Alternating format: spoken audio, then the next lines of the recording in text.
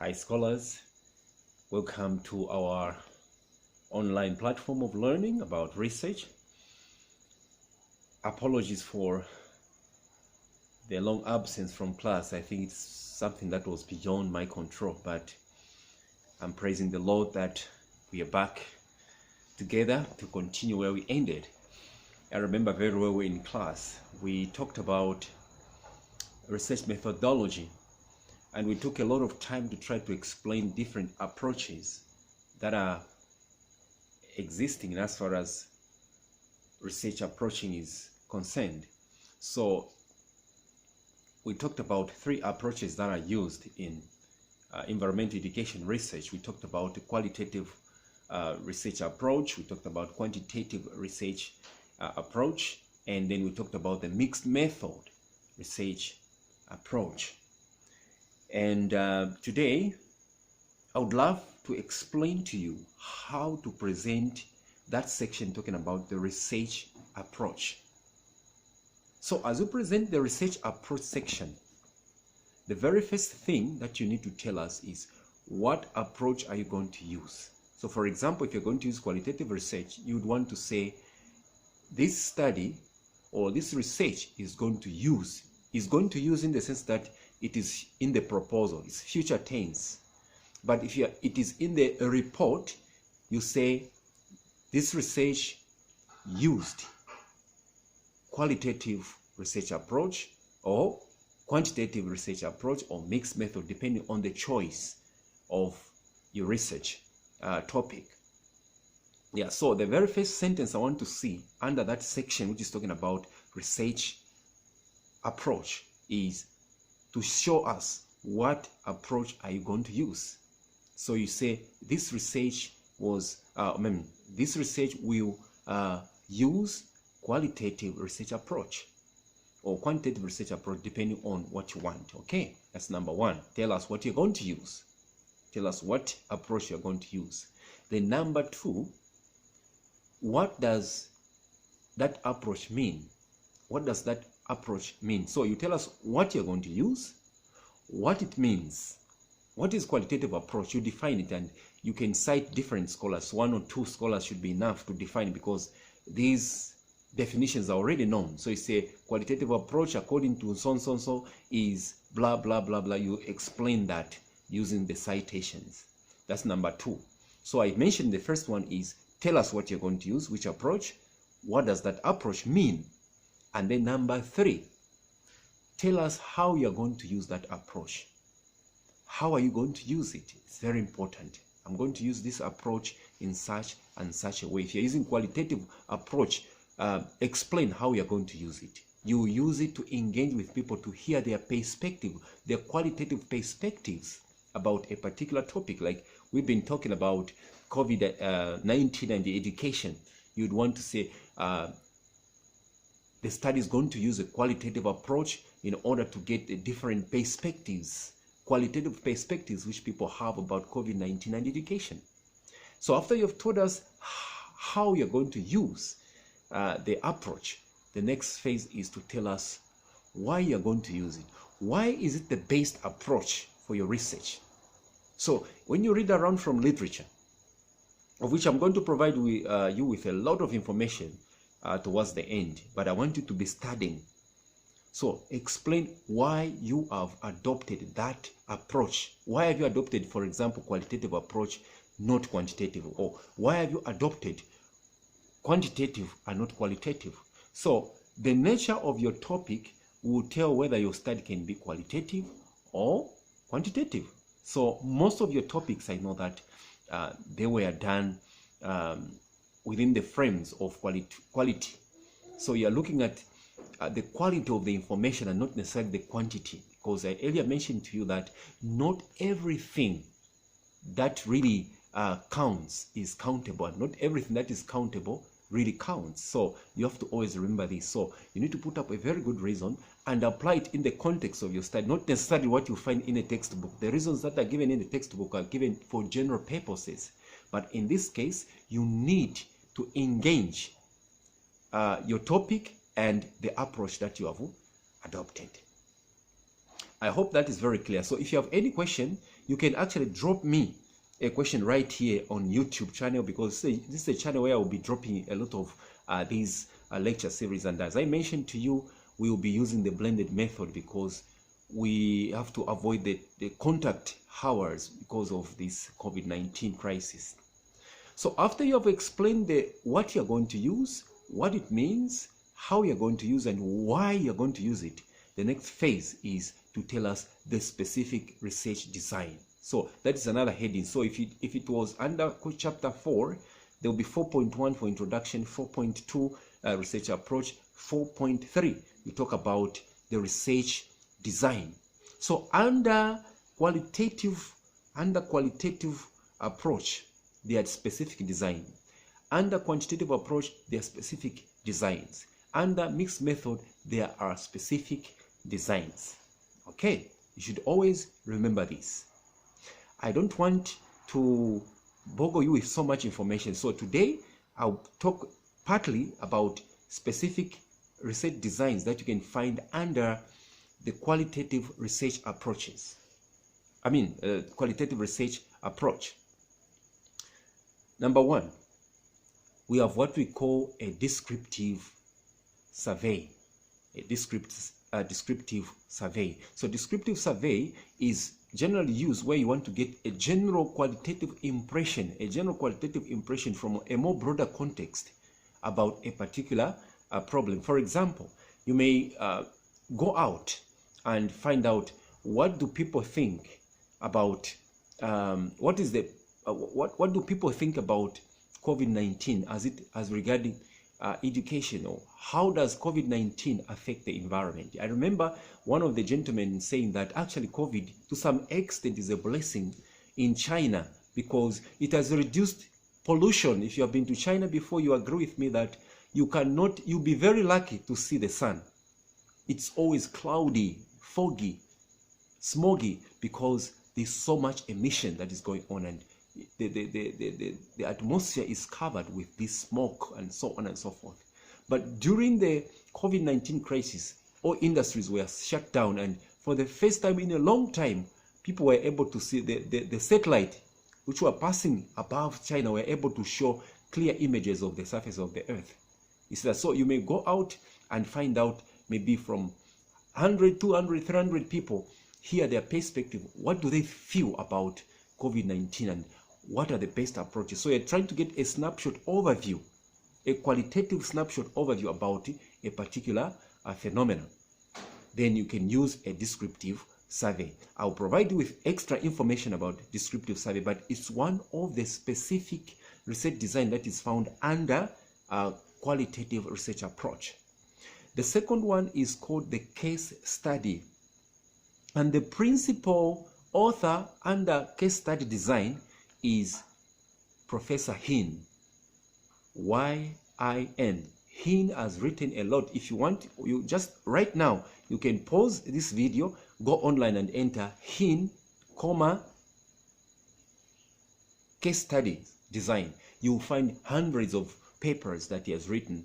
So you need to tell us, what does a case study mean? Just like in the case of descriptive survey, tell us what it means, how you're going to use it, and why is it the best research design for your study. There is an approach, then under that approach, you narrow it down to a specific research design. So if you're talking about the case study, it's basically a research framework where you as a researcher venture into understanding a particular component of the bigger picture so as to get in-depth information about the phenomena or a social or physical phenomena within the bigger picture. So for example, I would love to see and maybe hear the perspectives of environmental education students regarding e-learning.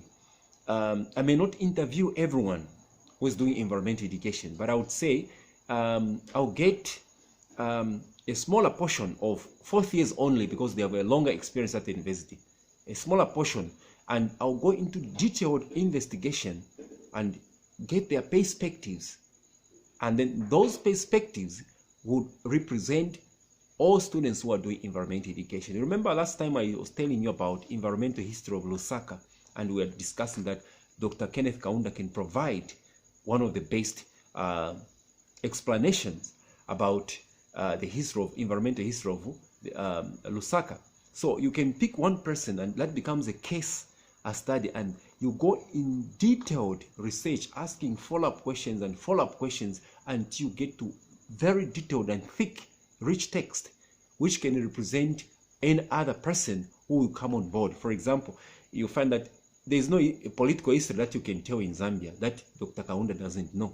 So you find that if you interviewed Kaunda alone, he would have spoken everything, and whatever another person is going to say is already spoken. So you are, you are studying a smaller component of the whole so as to understand the true nature of the problem. You're not focusing on everything like it is in in a descriptive survey where you need to have a bigger sample. So in case study, you go in depth, you study a smaller unit of the whole, and then go into detail such that when you get the correct answers, those answers will be applicable to the broader context, in the context of the environment where you did your study.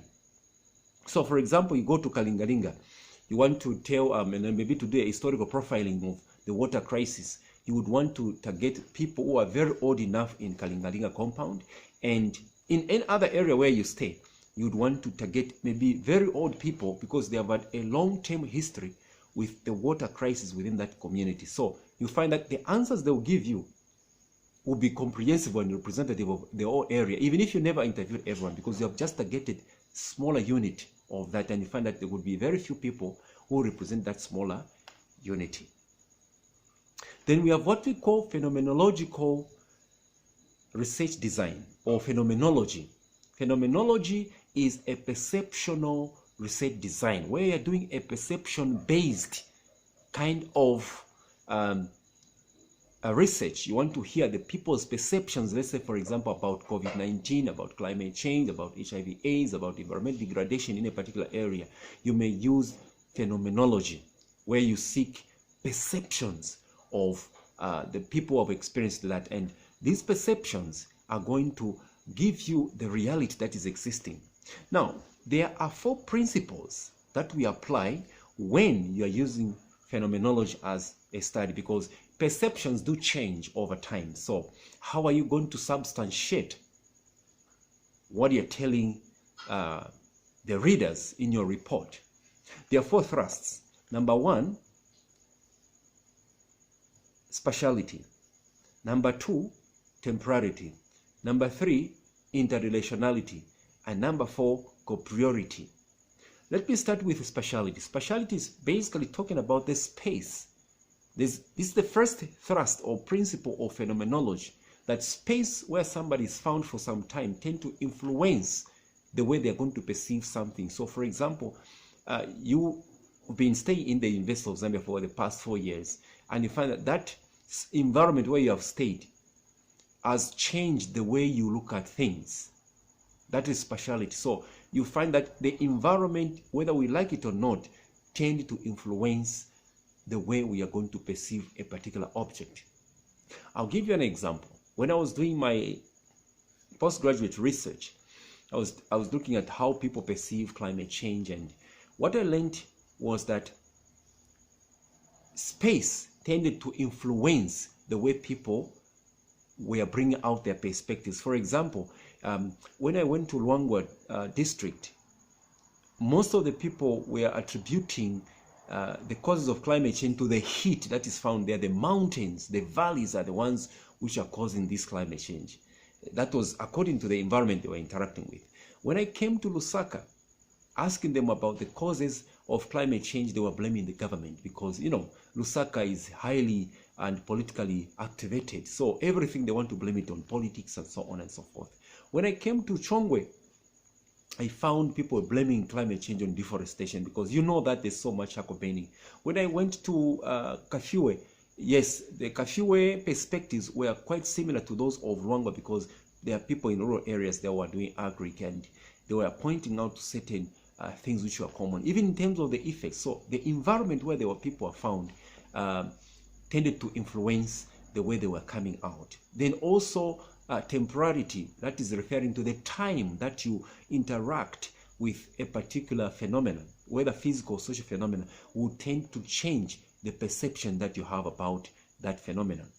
So the longer you stay with that phenomena, the more it influences you to change the perception or to perceive it in a certain way. That is temporality. So the time scale tends to influence the way you are going to perceive some phenomena. And then I talked about interrelationality. So interrelationality is referring to the objects, the people, the subjects that we are interacting with, that you interrelate with. You find that sometimes your friends will twist, either for good or bad, the way you have been as an individual. I mean, in Zambia in general, there's this aspect of tribalism, which I hate so much. It's contrary to the will of God. We are all brothers and sisters, but you find that there's this tribal evil and seed that is being planted.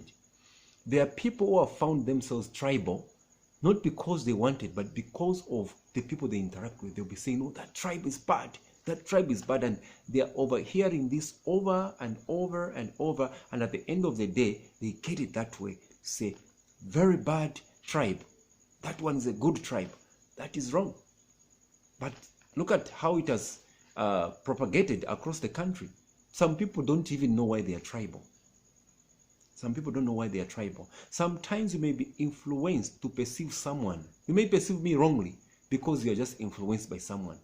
But you need to find out on your own and find out what kind of a person is Manoa. On your own, instead of being influenced. So there are some times when you're influenced and you find yourself making comments and judgment over something which you don't even understand. You're just basically brainwashed. That shouldn't be the case. So you need to apply these principles and find out when you ask a question and somebody, if you're using phenomenology and you ask a question, find out why somebody is saying that. Is it because someone told them? And if you hear that somebody just told them, then that's not an answer. It's not an original answer coming from them. You need to make follow-up questions which are going to solicit the answers that are original from the participant who's giving you the answers. And I'll talk about one last specific research design under qualitative approach, that is ethnography. Ethnography is divided into two. There's the standard ethnography and there's a rapid ethnography. Ethnography is from the root word ethnicity. If you are trying to understand certain tribal groupings and why they behave in a certain way, you can go and adopt ethnography.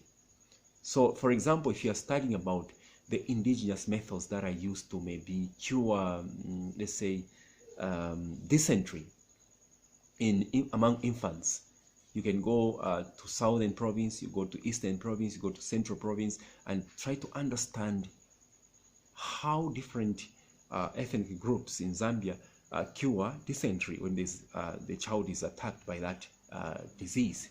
So you learn that different cultures tend to use different perspectives. There will be some commonalities and there will be some points of divergence. So where you're trying to understand a particular social-cultural practice, knowledge, norms, values, beliefs, you would want to use ethnography from the word ethnicity. So you use anthropological, socio-anthropological, sociological perspectives to try to understand a particular social-cultural practice.